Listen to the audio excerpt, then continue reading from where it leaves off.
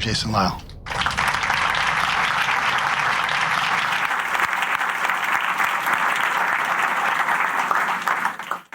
Thanks for bearing with us as we got the technology here up and running.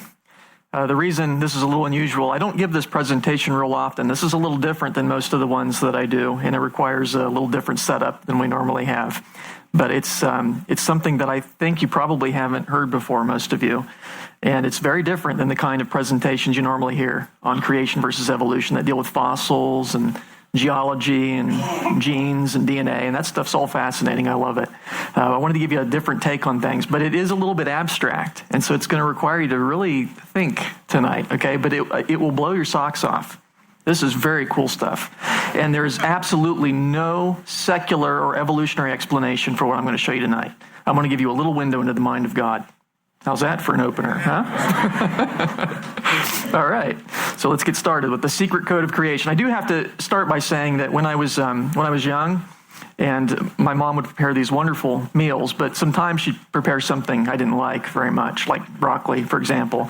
And the rule was you had to eat everything on your plate, before you get up. And sometimes in moments of maturity, I would eat the broccoli first so that I could then enjoy the rest of the meal, right?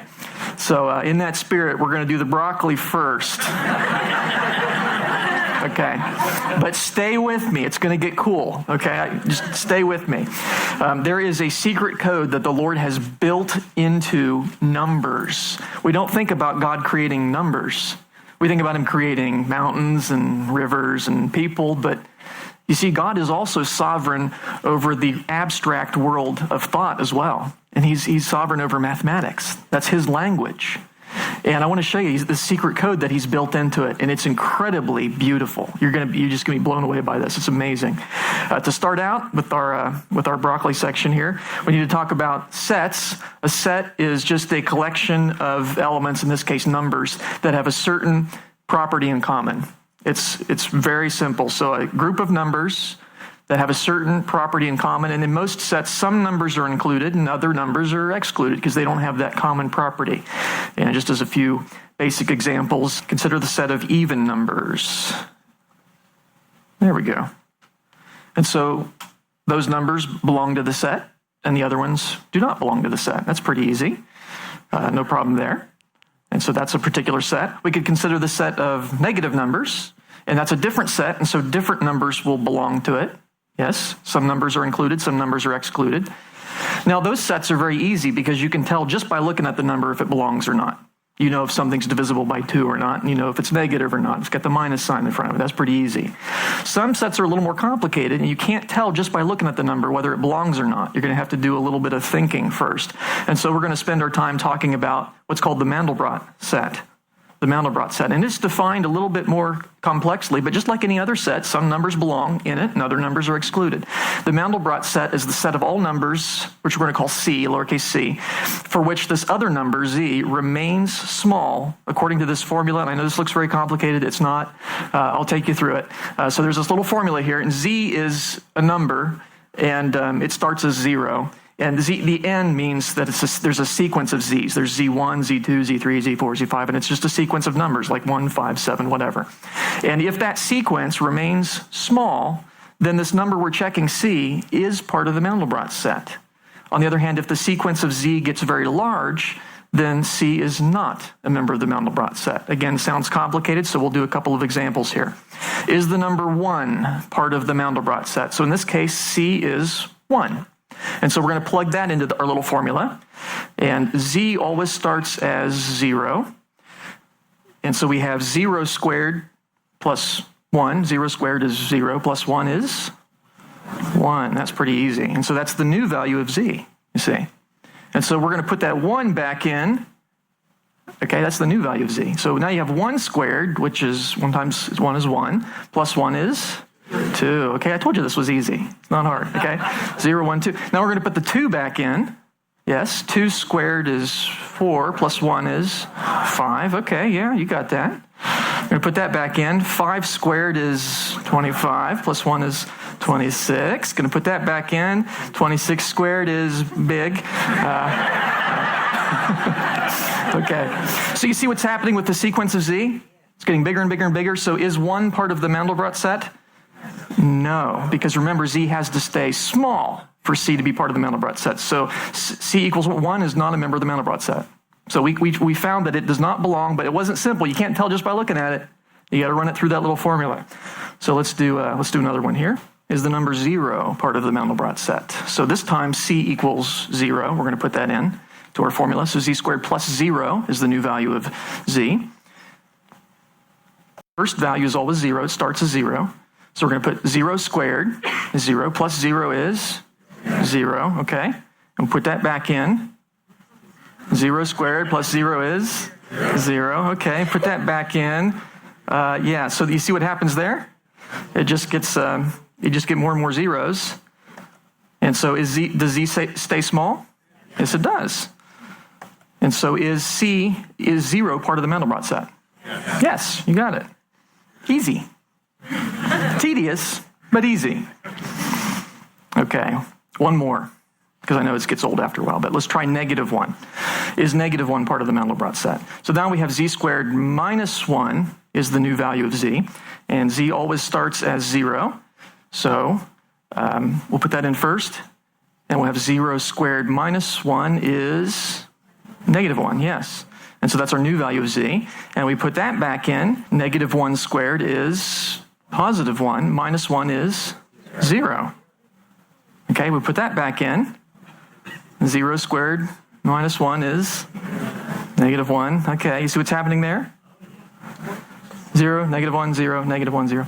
So it doesn't center in on one number, but does Z remain small? Yep. So is -1 part of the Mandelbrot set? Yeah, you got it. Easy. There's one more complication, and then it gets really cool, okay? The Mandelbrot set also includes the so-called imaginary numbers. You remember these? These are when you take the square root of a negative. And I hate the fact that they're called imaginary because it makes it sound like they don't exist, like they're just made up. They do exist, okay? God made the imaginary numbers too. That's just a name. And to add insult to injury, the other numbers are called real. But that's just a name. That's just a name. An imaginary number is one that when you square it, you get a negative. And that's a little hard for us to comprehend, isn't it? Because positive numbers, when you square them, you get a positive number. Yes. Negative numbers, when you square them, you get a positive number. So imaginary numbers are not positive, they're not negative, and they're not 0, because when you square 0, you get 0, right? So how do you square a number and get a negative? That's a little hard. It's a little hard for us to imagine a number that's not positive, is not negative, and is not 0. But that's what imaginary numbers are. And that bothers people because it's counterintuitive. But intuition's based on experience.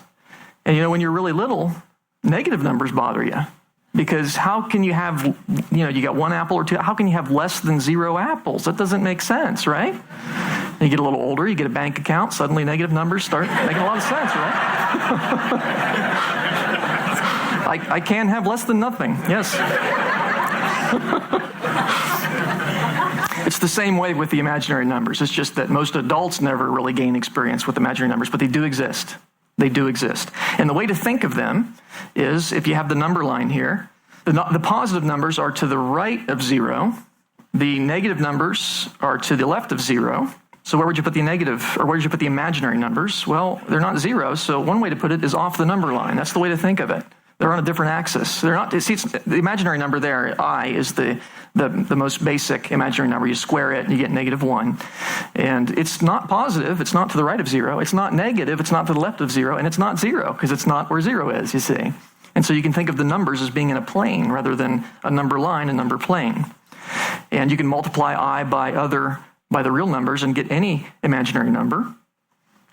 Half I, negative I, okay? And you see that you get this other axis there. And you can also have what they call complex numbers, and complex numbers have a real component and an imaginary component, and you can think of them as being off axis, you see.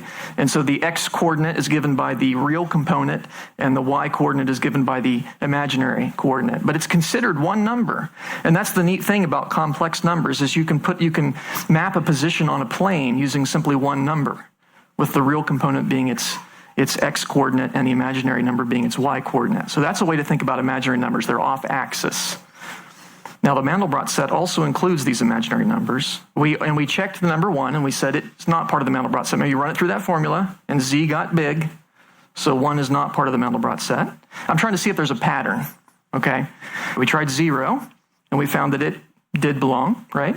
We tried -1, we found it did belong. I won't take you through the tediousness of trying these other ones, but had we tried -2, we would find it does belong. Z stays small, but -3 doesn't belong. Z gets big. A half, positive a half, Z gets big, but positive a fourth, as Z say, you can't tell just by looking at the numbers. There's no apparent pattern. And we could do the same thing with the imaginary number. We'd find it does belong, and so does -I, but 2I doesn't, and -2I doesn't, but a half I does, and negative. There's no pattern that I can see. And so perhaps what we could do then is we could plot it on a graph, right, with the real numbers representing the real component of the x-axis representing the real component and the y-axis representing the imaginary component. And so all the numbers we checked, we'll color those black if they are part of the Mandelbrot set. So all the ones that are members, we'll plot those there. Those are the ones we checked, or could have checked, and they're black. And ones that are not part of the Mandelbrot set, we'll color those red. And so all these other ones, and they map there. Okay, and so maybe it'll form a shape, and then we can see if there's a pattern, and it turns out there is. And so as we plot more and more of these, a pattern starts to emerge. And it's not a pattern you'd expect, but you see a pattern starting to form there? The pattern that forms is this. Isn't that strange? Not simple. You'd think, well, maybe it'd be a circle or something. It turns out to be an incredibly complicated shape. All this is a map of which numbers belong to the Mandelbrot set. And so now you don't have to run them through that formula. What I did is I had the computer run through all possible points there, you see. And so you can see that 0 is part of the Mandelbrot set because it's black. You can see positive 1/4 is, positive half is not because it's red. And what I did was if it's close to the Mandelbrot set, where Z does get big, but it does so very slowly, I colored them yellow, and that gives it a little bit of contrast. So yellow is where it's very close to being part of the Mandelbrot set, but still not quite part of it. And so the shape is incredibly interesting, and it has all kinds of interesting mathematical properties. You have the main shape over here, kind of a heart shape. They call that a cardioid. And that's where if you take remember those old spirographs that they used to have? If you take 2 gears of equal size and you put a pencil on one and roll it around the other one, that's the shape you'll get. That's a cardioid. And then all the other shapes are circles. Now it's a little squashed because of the aspect ratio of the screen, but those are absolutely perfect circles that are sort of growing off the cardioid. How about that? Into that sort of bug-like shaped thing. And it's got a spike on the end, and it's got another little shape over there, but it's really interesting. You got a circle here, and you got a circle growing on top of that one, and a circle growing on top of that one. You got a big circle here, and one growing off of it, one growing off of it, one growing off of it. Really fascinating. And now I'm going to remove the coordinates because you can see that it's very mathematical. This circle is centered right on -1, just exactly, and it has a radius of, it looks like, about 1/4, something like that. So it's really an interesting shape. And totally unexpected. And we're just going to spend some time exploring the shape because the thing that I want to get across to you is this is not a shape that people made, right? This is a shape that is built into numbers. All this is a plot of which numbers belong to that Mandelbrot set. That's all it is. And it turns out to be wonderfully interesting. We're going to zoom in on sections of it. The upper portion here, you can see that this top sphere branches off into 3 branches, right? A stem and 2 branches, so 3 total. That's kind of interesting. The one next to it branches off. I don't know if you can see that, but it branches off into 5 branches. Can you count that? Can you see that? The next one, they're getting small, but it branches off into 7. And the next one, 9, 11, 13, 15, all the odd numbers, all the way down to infinity. Odd infinity, apparently. Whatever that means. On the other side, you get all the numbers, including the evens and the odds. Interesting in terms of the way they branch. Isn't that fascinating? So it knows how to count somehow, which is wild. And perhaps even more interestingly, 5 plus 3 is 8, yes? Right? And the little shape in between them has 8. And that's always the case. Whenever you check the bud in between 2, it adds the number of stems, no matter which one no matter where you're at. So again, 3 and 4 is 7. That's how many it has. 4 and 5 is 9. That's how many it has, and so on. so somehow it knows how to add. That's kind of neat. Just amazing. Incredible shape. Okay, we're going to spend some time exploring this. And one thing I want to check out is this little, that spike there on the end. You see that spike? Because it's got a little black spot on it. What could that be? Well, let's find out. We're going to zoom in on that little thing. Oh. Isn't that interesting? It's a baby version, right? It's the same basic shape as the parent. It's got the cardioid, and you got the little circles growing off of it. It's not identical. It's very similar, but it's not identical. It has extra spikes growing off of it. The parent didn't have these. They're very faint, but the parent didn't have these extra spikes growing off of it. So it is, and it's got a baby. Oh yeah, how about that? And of course, on the tail of that is another one. Let's see if I can. How about that? And you could do that forever, literally. Yeah. There it is. And every time we zoomed in on a spike, and the baby version has more and more spikes as you zoom in. So it inherits the property of the section of the parent that it grows off of, apparently. So all that on a tiny little section of a tiny little section of a tiny little section of the Mandelbrot set. And if you're wondering, there's nothing bigger. That's the ultimate one right there. There's nothing outside of it, interestingly. Other places we can go exploring. They call this the Valley of the Seahorses. Can you see the seahorses? By the way, the colors are arbitrary. We can make those whatever we like. But the shape is something that God has built into numbers. That's what you need to keep in mind. This is not a human artist that made this. The computer helped us plot it, but the shape is built into numbers. This is just the shape you get when you plot what points belong to the Mandelbrot set. See the seahorses over there on the right side? They're upside down, but they really do look like seahorses. It's kind of amazing. So let's go off to the right here. We'll zoom in a bit on one of these seahorses. Now again, all you're looking at is a plot of which points belong to the Mandelbrot set, and it turns out to be wonderfully complex and beautiful. Isn't that amazing? God has built the shape into numbers, hidden there for nearly 6,000 years, and human beings discovered this in the 1970s and actually 1980s. How about that? It was waiting there for us, but there it is, built into not the physical world, but into the abstract world of mathematics. Amazing. And I should point out, too, remember the points that are very bright are points that are very close to being on the Mandelbrot set, but aren't quite on it. And so that tells you everywhere you see one of these bright points, it's actually close to a black spot that's actually part of the Mandelbrot set. It just gets so thin you can't see the black anymore. It's like a thin wire that wiggles around. It's just incredibly wiggly, you see. And in fact, mathematically, it's as wiggly as it can possibly be in 2 dimensions, if that means anything to you. Which it really doesn't to me, but anyway. Now, I found from experience, you can zoom in on the center of that till your heart's content and nothing really changes. It just keeps going forever. Little window into the mind of God. Because that's how God thinks about things. He's infinite. And this gives us a little taste of that, doesn't it? Just a little taste of it. So I thought, well, let's go off axis then. Let's see what these threads are made of. And we have this beautiful spiderweb type structure. And I want to see what the threads of the spiderweb are made of. Yes? So let's zoom in to one of those. And they're made of more spiderwebs, smaller spiderwebs. How about that? And here you have you have the central hub of that spiderweb, and you got another one up there, and they intersect in the middle. And there's a little black spot there. Let's zoom in on that a bit. Oh, how about that? Isn't that interesting? You got a feeling like God really likes that shape or something? It's built into math, built into numbers. And again, it's not identical to the parent. The main shape is, but it's got extra stuff growing off of it. We zoomed into a spider web, and it's got extra spider webs growing all the way around it, you see. And you might notice it's got a little baby version, too. It gets computer intensive to zoom in too much, though, so we'll go back out here. But all of that's in a tiny little section of the Mandelbrot set. That's what it is. Isn't that phenomenal? Well, let's explore.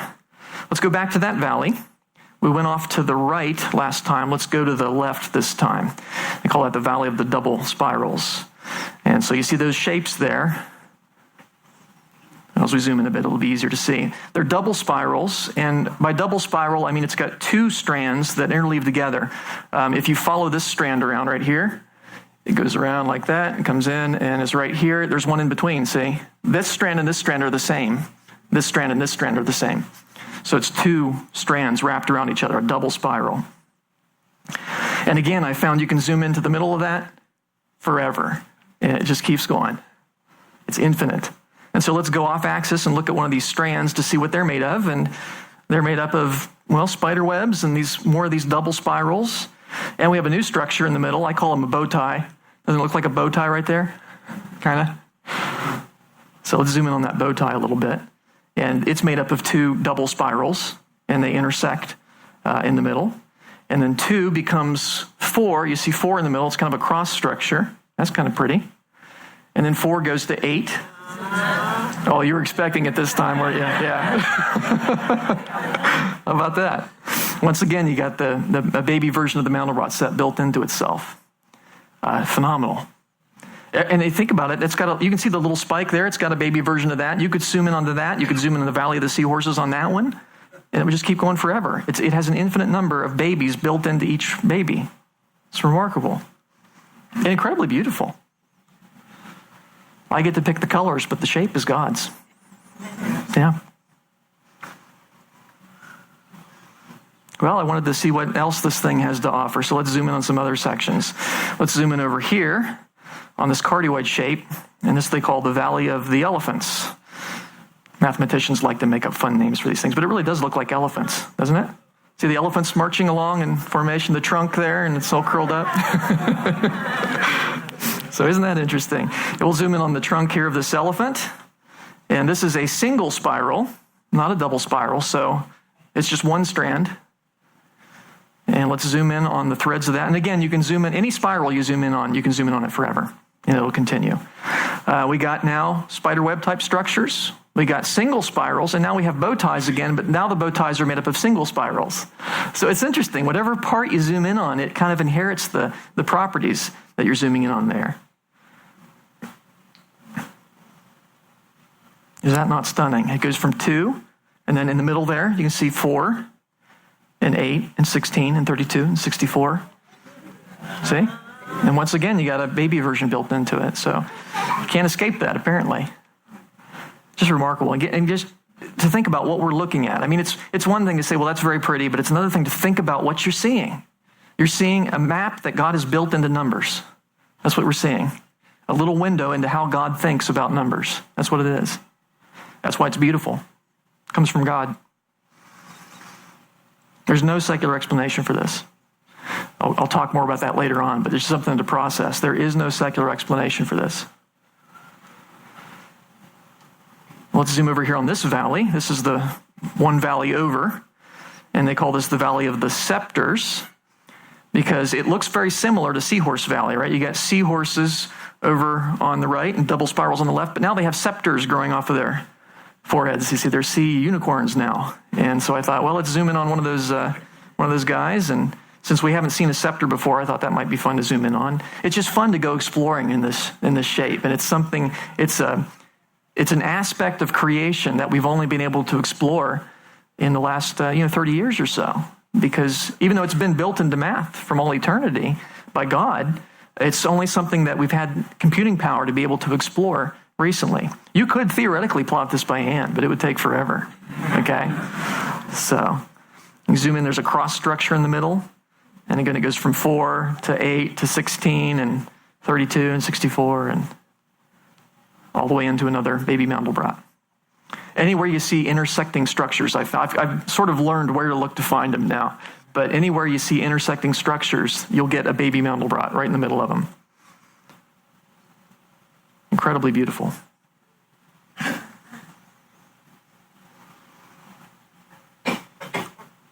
Now that is all just a map of what numbers belong to that formula. That when you plug the numbers in, they stay small. Z stays small. That's it. It's that simple. And that made me think, what happens if you change the formula? What happens if we make it Z cubed plus C? I find if you change C, half C or whatever, it just changes the scale of it. It doesn't really change it very much. But if you make Z cubed, you get a different shape. You get that. Instead, a little different. And so everything kind of gets duplicated. The only thing that stays the same is this valley right here. That stays about the same. Everything else gets moved around. This bubble right here has split into two and moved up to here. So there's two tails now. You see, everything gets kind of doubled, or in some cases quadrupled. So this little baby version right here, it gets split into four. So it's there, there, and there, and there. And later on, I learned how to do it in stages. So z to the power of 2.1, 2.2, and you can actually watch it morph from one shape to the other. It's kind of interesting. But let's explore this new shape, which is sometimes called a multibrot. So Mandelbrot is the original shape, and a multibrot because it's a multiple of the Mandelbrot. And does it have similar properties? Well, let's find out. Let's zoom into what used to be the Valley of the Elephants, because that's the one place that didn't seem to change very much. You think we'll still have elephants? Well, let's find out. Yeah, you still got elephants. That's good. But now instead of having one elephant per bubble, you have two per bubble. You see, everything gets duplicated because the power went up one. So it's really interesting to look at how the math changes as you zoom in on these different shapes. So zooming in on the trunk of one of these elephants, and again, we have a single spiral. I think we'll have bow tie structures like we did before. Similar, but now there's three instead of two. See, it gains by one. And the next one in, you remember it went from 2 to 4 to 8 and so on. Now it goes from 3 to 9 to 27. It's all the powers of 3 as you zoom in. The next, see the number of bumps around that and so on. And look what you have in the middle there. It's a baby version of that shape then. So it repeats itself forever as well. This type of structure that repeats infinitely on smaller and smaller scales is called a fractal. And this is one type of fractal. There are other types of fractals as well, but I find these to be really interesting. So z squared plus c gave us that shape. Z cubed plus c gave us that shape where everything gets kind of increased by 1. Let's try z to the 4th, see what that does. It's fun to explore these different shapes. Well, you get kind of a threefold structure. Is there a pattern? You seen the pattern? Z cubed gave us kind of a double twofold structure. Z to the 4th gave us a threefold structure. Apparently the number of lumps there is the power minus 1. So it occurred to me if I made z to the 7th, I could get snowflakes. And it works. You do get snowflakes. How about that? And when you zoom in on the snowflakes, I'm not going to do the whole thing, but you get the same type of patterns. You get these beautiful spirals, and you zoom in long enough and you get more snowflakes. The same shape repeats itself infinitely. That is the nature of a fractal. And a fractal doesn't have to repeat exactly. It can repeat approximately. And there's different types of fractals. For example, there's a Sierpinski triangle. This is where you take a triangle, and this is one you can do yourself. You can take a triangle, and from the middle of it, you cut out a triangle. Now you have 3 triangles. You do the same thing with each of those. You cut out one triangle in the middle. Now you have 1, 2, 3, 4, 5, 6, 7, 8, 9 triangles. And you cut out one from that, and so on and so forth. You do this forever, and you'll end up with a Sierpinski triangle. And you can see that any section of it sort of looks like the original, doesn't it? I could zoom in on this, and you can't really tell how much I'm zoomed in. That's the nature of a fractal. When you can't tell what the scale is by looking at it, that's a fractal. Or a Koch snowflake. And this is where you add on a triangle. You start with a triangle, and you add on a triangle to each side, and then you add on a triangle to each remaining side, and so on. And it gets more and more complicated. And you do it an infinite number of times, and you end up with this snowflake. And it's a very interesting shape mathematically. Mathematicians love to play with these sorts of things because it has a finite area. You can see it's only so big, but the perimeter is infinite. Okay, because it's infinitely wiggly. And so an ant could never possibly walk all the way around it, even though it has finite area. Or another way to think of it is if I could make a paint can that has the shape, instead of it being a circle, it has that shape instead, but it just extended out one dimension. That paint can would have a finite volume, but an infinite surface area, which means it could only hold so much paint, but it couldn't possibly hold enough paint to paint itself, which is that's mind-blowing to me. But I don't know, crazy. God isn't limited by our imagination. What does all this mean? I mean, you got these incredible shapes built into numbers, built into math. What conclusions can we draw from this? What causes the beauty that we see in these fractals? What causes the complexity that we see? The fact that they have these mathematical properties. What causes that? What causes the beauty in fractals? Is it the man-made color scheme? I picked the colors. I think they're pretty. But fractals are still pretty even in black and white, you see. So it's not that the shape is God's, and the shape is beautiful. Even if it's grayscale, it's still beautiful. So it's not the man-made color scheme. Although some people pick very bad color schemes, and shame on them. Did the computer create the beauty? Did the computer create these shapes? No, it revealed them to us. But these shapes are built into numbers. The computer just helps us plot it quickly. Like I said, in principle, you could map one of these out. In fact, the Mandelbrot set, the main iterations of it have been done manually. Mathematicians love that sort of thing. I don't. It's interesting, but I'd rather let the computer do it. The computer didn't create it.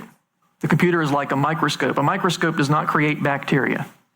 It allows you to see bacteria. The computer allows us to see these fractals. Did people make it? Well, nobody knew about these until really the 1980s is when they were starting to, at IBM, they were looking at these things, and people were surprised by what they found. There's no way people could we can't make something infinitely complicated anyway.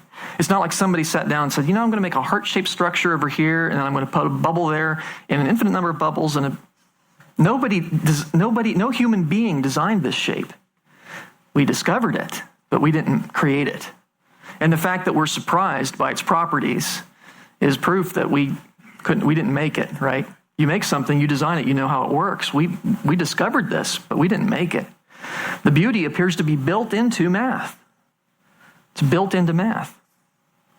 What causes the complexity in fractals? The fact that they have infinite complexity to them. Did the computer do that? No, a computer is not infinitely complex. In fact, most programs that will graph fractals can only zoom in so far, and then the computer crashes because it can't deal with the high precision numbers. You have to write special code to go in deeper than that. The program that I wrote for this will only zoom in a few billion times, and then it says, I give up. But the fractal goes on. It's beyond what the computer can plot. Yes, so the computer didn't create it. Did human beings create it? Again, we didn't sit down and design this, so we can't design things that are infinitely complex. Machines that human beings make get simpler when you zoom in. These things get more complicated. They get more complex as you zoom in. That's not a property of a human-made object. Did the formula create it? Z squared plus C. We did pick the formula, but what we found is it doesn't matter too much what formula you pick. There's built-in complexity to the numbers. Remember, we changed the formula, and you still get these beautiful, incredible shapes. So the formula didn't create it. The formula reveals a particular beauty built into those numbers, but it didn't create it. The complexity seems to be built into numbers, built into math. By whom? Well, what is math? Mathematics is the study of the relationship between numbers. That's just the dictionary definition of it. It's the study of the relationship, how numbers relate to each other. Well, what are numbers? That sounds like a dummy question, doesn't it? But we all sort of know what numbers is, but define one. Yeah, it's kind of hard. And I looked through several different dictionaries, and most of them, they don't agree on what a number is. It's hard to define. Sometimes these things that are very simple, very basic to us, are the hardest to define. The best I could find is numbers are a concept of quantity. I think that's probably the best definition that is out there. Numbers are a concept of quantity. So when you're thinking in terms of the number, you have a quantity of objects. The number is the concept of that quantity. It's not the objects. It's the concept of the quantity of objects that you have there. And so the number is abstract. Numbers are concepts. They're abstract in nature, not physical, right? They exist in the mind. They're concepts. That's where concepts exist. You can't stub your toe on a number or pull one out of the refrigerator. They're not made up of atoms. They're abstract. Now you say, well, you can't literally see a number. And people might say, well, I see the number 3 right there. But that's not really the number 3, because if it is, I've just destroyed the number 3. Children will have to count 1, 2, 4, and so on. 3 is gone. That was a representation of the number 3. That was a numeral. Written numerals are not numbers. They're representations of numbers, okay? Writing down 3 doesn't mean that is literally 3. It's a symbol. It represents 3. Just like a picture of a horse symbolizes a horse, but it's not the horse. Laws of math are conceptual. Okay? Concepts exist in the mind. Now, where did laws of math come from? Did they evolve? Now, this is interesting because, of course, my secular colleagues, they want to suck the creative juice from God out of everything, right? All these wonderful things in the physical world that God has made, they want to say, well, mutations and natural selection produced that organism. Laws of math can't evolve because they don't change. I don't know any secularists that believe that the number 7 evolved from the number 3. 7's always been 7, 3's always been 3. And so you cannot explain math by evolution. You might find evolutionary biologists, evolutionary geologists, evolutionary astronomers. When it comes to math, everyone's a creationist. Isn't that interesting? You won't find any evolutionary mathematicians. They don't exist. You might find evolutionists who use math and so on, but they don't believe that math evolved. Were laws of math created by people? Well, laws of math are formulated by people. We invented the notation, that's why 3 looks like that. But we didn't create numbers. Numbers existed before people did, and laws of math existed before people did. As one example, the planets, the way they orbit the sun, they follow a particular law. They follow Kepler's laws, but Kepler didn't make those laws. He discovered them. And the planets orbited perfectly well before human beings were created, right? 2 days before human beings were created. But anyway, they orbited perfectly fine. So the formulas existed before people discovered them. I mean, triangles still added up to, the sum of the squares of the two sides before Pythagoras discovered that. He didn't create triangles. Laws of math are not created by people. They didn't evolve. Do they come from the universe? Now, this is a common one. People say, well, that's a property of the universe. But I don't think you can make that argument. For one thing, the universe is constantly changing. It's expanding and stars explode and things like that. If laws of math were based on the universe, we'd expect them to be changing too. But they don't. So laws of math don't reflect the universe. Now, there is a relationship between the universe and laws of math, and we'll get into that a little bit later. But you can't say they're created from the universe. In fact, 2 + 2 would equal 4, even if there were no universe. It's a transcendental truth, isn't it? It goes beyond nature. I'm going to say that laws of math stem from the mind of God. That's the only explanation that makes sense. Math is God's way of thinking about quantities. And that makes sense. That makes sense of the properties of laws of mathematics. Because if you think about it, laws of mathematics are conceptual, universal, invariant, exceptionless entities. Let's go through one each at a time. Conceptual, exist in the mind. They're abstract. You can't touch a law of mathematics, okay? You can't literally see one. You can write down a representation of one, but they're not physical.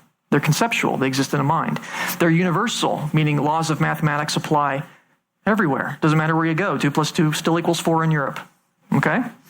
They're invariant. They don't change with time. It's not like, well, the Pythagorean theorem works on Tuesdays, sure, but everything's out on Fridays. Who knows? And they're exceptionless, right? It's not like, 2 + 2 normally equals 4, but in this case, it didn't. Right? Try to explain the bank error that way and see if they buy that. The reason you're missing millions of dollars, it just didn't add this time. I don't think they'd buy that. They're exceptionless. And these things make sense in light of the fact that laws of mathematics stem from the mind of God, because God's thoughts are conceptual, because all thoughts are conceptual. God is omnipresent, and so naturally his thoughts would be sovereign over the entire universe. So laws of math are going to be the same everywhere because God's the same everywhere. God does not change with time because he's beyond time, and therefore his thoughts will not change with time. So laws of mathematics don't change with time. And God is sovereign over everything, and so that's why laws of mathematics are exceptionless. And so if you think about it, the existence and properties of laws of mathematics and properties of numbers make sense in terms of the Christian worldview. But the naturalist has a problem. The person who says, there's no God, everything's evolved by chance. He's got a huge problem because on the one hand, he knows laws of mathematics are conceptual. They exist in a mind. We know that. They're not something you can stub your toe on. They're not physical. They're mental constructs. But they weren't created by human minds because they were around before human beings were around. And see, even secularists will acknowledge that. Of course, the planets orbited the sun perfectly fine before people. That law still worked. But they've got a problem because they don't believe in minds before human minds. See, the Christian, we have an answer to that. We can say there is a mind before human minds, and that mind is the mind of God. And so we can have laws. We can have conceptual laws before people. in the Christian worldview. But the naturalist can't have that. They cannot make sense of laws of mathematics in their worldview. They accept them and move on and dismiss the inconsistency. Now here's another interesting tidbit. Physical fractals. We've looked at abstract fractals, right? That exist only on computer screens after we map them. But their true fractals repeat infinitely and are only found in the conceptual world of mathematics. We can represent them with physical plots, but they only exist actually in the mind of God ultimately. But the physical world also contains many things which are approximate fractals. They don't repeat forever, but they repeat many times. And so let's take a look at some examples of these. Snowflakes have a fractal quality to them because it's not that they repeat exactly, but they have the same basic type of shape, that six-fold shape, no matter how much you zoom in on them. So they repeat approximately, these little gems from heaven that God sends us every winter, and they're just stunningly beautiful, and they do have that fractal property to them, the six-fold shape being determined by the oxygen molecule. And that stuff that forms on your windows, yeah, that's a fractal too, because it tends to repeat on smaller and smaller patterns. You can't tell immediately by looking at it how big the scale is. It's scale invariant. And quite lovely, really. I was always amazed by this when I was a child looking at the window. I'm still amazed by it. Look at the window and you see these beautiful patterns that form on there. They're fractal. Ferns have a fractal pattern to them. The overall fern is the same basic shape as a leaf, as a leaflet of a leaflet, and so on. It's the same basic shape. It repeats itself. I even found fractal broccoli, so broccoli is good for something after all. You see how it repeats it? Let me zoom in a little bit. You see, you got a cone, and it's made up of littler cones, which are made up of literal cones. And isn't that interesting? Wild. Coastlines have a fractal type shape. Now, these are the ones that don't repeat exactly, but they branch, and they branch into smaller branches and smaller branches, and so on. And so that has a fractal property. The way mountain chains look is fractal often.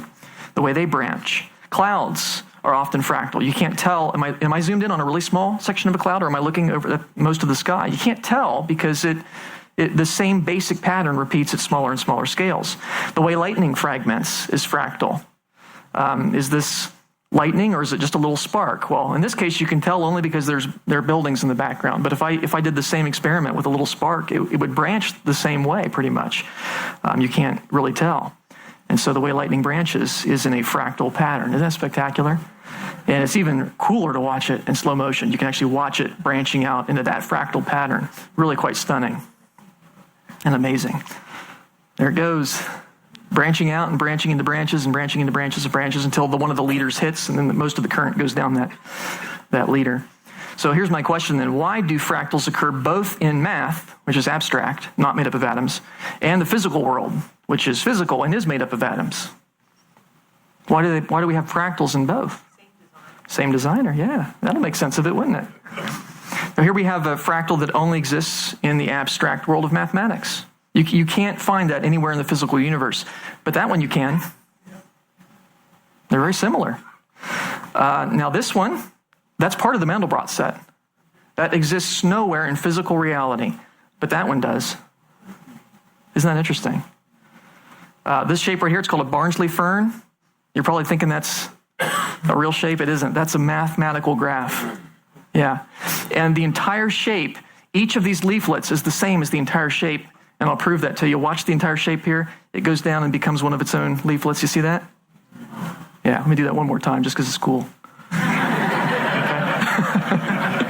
Isn't that neat? So each one, it repeats itself infinitely. So that exists nowhere in the physical universe, but that does. Isn't that interesting? That shape, built into math. It doesn't exist anywhere physically, but that exists on your windows in the winter.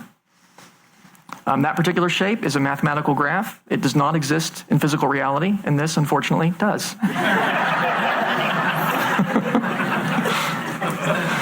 This is part of the Mandelbrot set. It's one of those double spirals that we zoomed in on earlier. It exists nowhere in the physical universe, but that I've seen with a telescope. Isn't that interesting? You got fractals occurring in abstract and also made up of atoms. Why is that?